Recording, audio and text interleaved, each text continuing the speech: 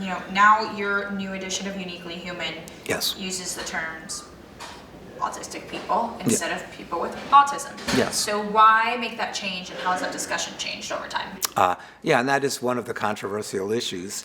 And that is autistic people, and the numbers are something like 70% based upon polls, prefer what's called identity-first language, that we should say autistic people or autistic child. It's also okay to say on the spectrum, okay, on the autism spectrum. And the reason for that is many people say it is such an essential part of who I am.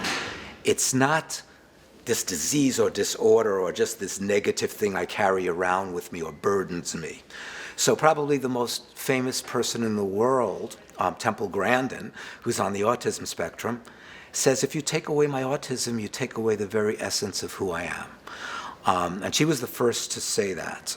So the whole idea is respect all of me as a whole person, and a big part of me as a person is my autism. And then the other side of that is if we say person with autism, child with autism, it implies as if it's a disease or something that's just totally undesirable. Totally undesirable. Or unnatural. Or unnatural, as opposed to a part of my identity. And right now, I mean, there are so many autistic people who not only have written books, but who have podcasts, who have websites, who speak around the world, and they say, I talk about who I am as an autistic person. I don't talk about a person who has this undesirable condition or disease called autism. I mean, the numbers just keep increasing on a national level. The latest numbers from the CDC just went down to 1 out of 34 individuals are on the autism spectrum. Let me just make a few more comments about that because, again, it's one of the areas of controversy, and that is, are there more autistic people, maybe due to, who knows, conditions that we have? Some people have said exposure to toxic substances, all of this.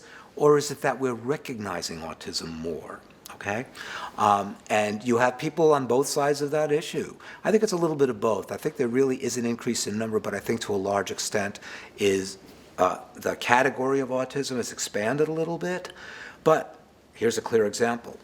Traditionally, it was thought the male to female ratio was 4 or 5 male to 1 female.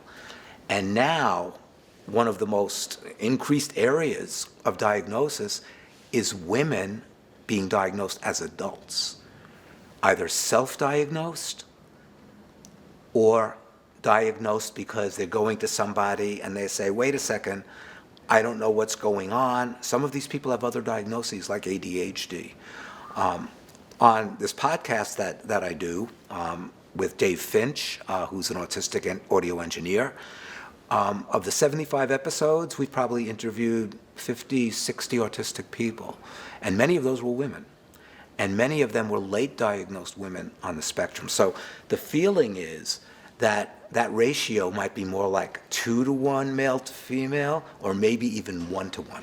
There has been a discussion about interactions, interactions between a genetic vulnerability, because we definitely see autism in general running more in families as opposed to families that do not have an autistic person.